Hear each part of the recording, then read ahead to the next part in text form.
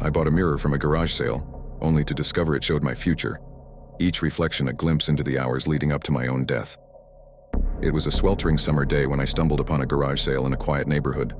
Amidst the usual assortment of old furniture and knickknacks, a large ornate mirror caught my eye. It was an antique with an intricately carved wooden frame, and despite its age, it seemed to call out to me.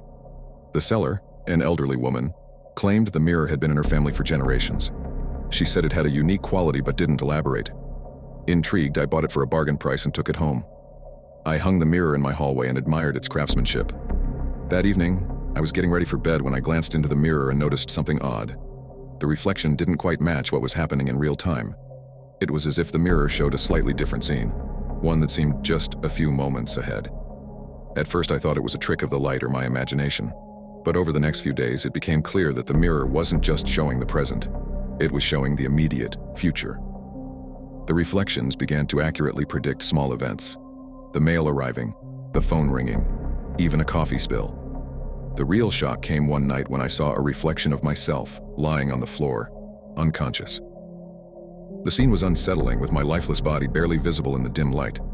I was horrified but tried to dismiss it as an elaborate prank or a trick of the mirror's glass.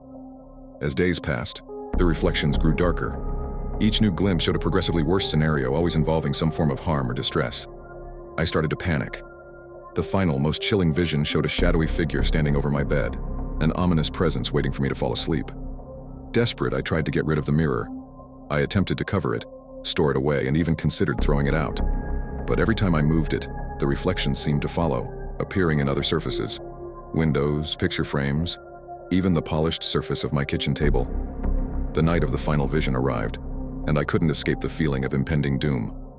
I stayed awake, watching the mirror's reflection with growing dread. As the hours passed, the shadowy figure seemed to get closer, its presence more menacing. At precisely the moment shown in the mirror, I heard a noise from behind me. I turned around to find nothing but darkness.